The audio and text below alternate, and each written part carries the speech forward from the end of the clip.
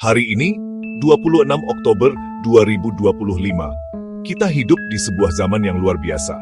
Era yang disebut Society 5.0. Dunia fisik dan dunia maya menyatu tanpa sekat. Teknologi bukan lagi sekadar alat.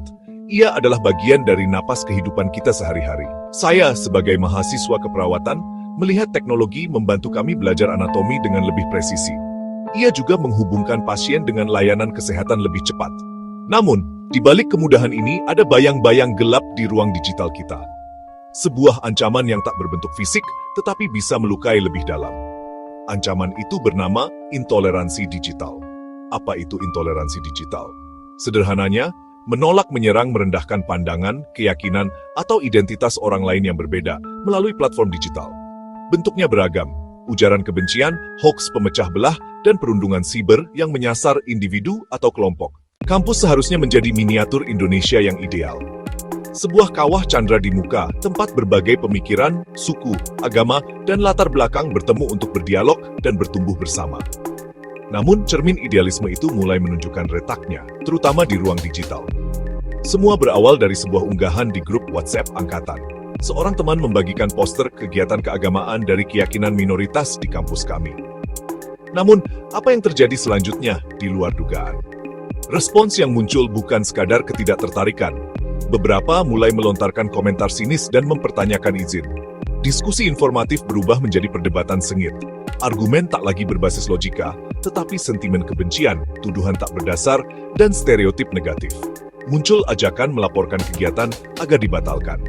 Ruang percakapan yang inklusif mendadak tegang dan penuh prasangka. Puncaknya, tangkapan layar tersebar ke media sosial lain. Api menjadi semakin besar. Akun-akun anonim melemparkan hoaks dan provokasi. Teman yang berniat baik menjadi sasaran perundungan, dituduh sesat, dan menerima ancaman pribadi. Bahkan yang mencoba menengahi ikut diserang. Suasana akademik yang seharusnya kritis dan konstruktif hancur oleh kebencian buta. Luka mendalam, kepercayaan terkikis, minoritas merasa tidak aman. Mengapa api intoleransi digital begitu mudah tersulut dan menyebar cepat? Apa akar masalahnya? Ada beberapa faktor utama yang bermain.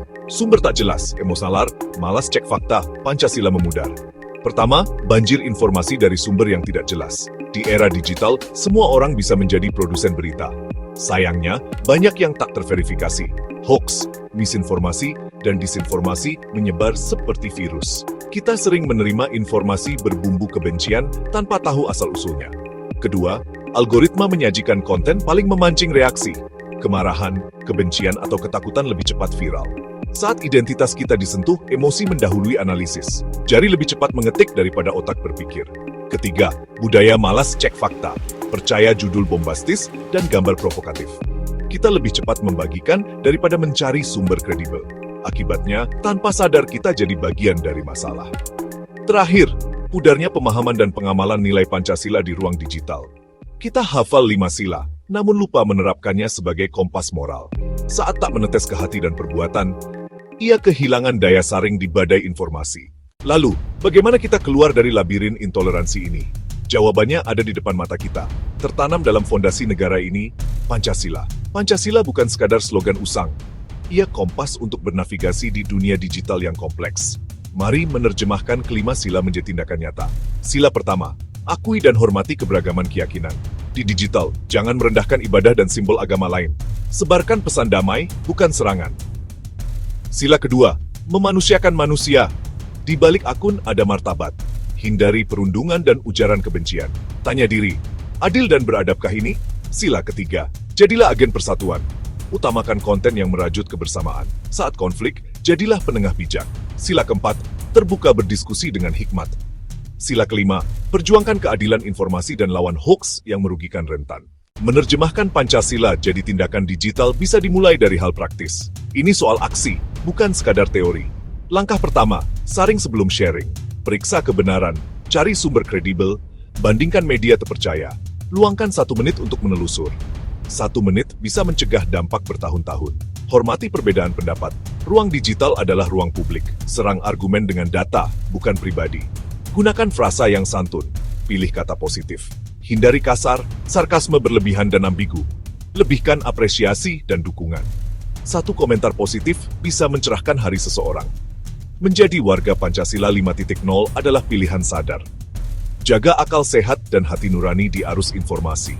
Ini ajakan untuk mahasiswa profesional dan seluruh rakyat Indonesia menjadi warga digital berkarakter. Buktikan teknologi selaras dengan kearifan lokal dan nilai luhur bangsa. Rawat persatuan Indonesia di setiap ketukan jari di dunia maya. Masa depan Indonesia digital ada di tangan kita bersama.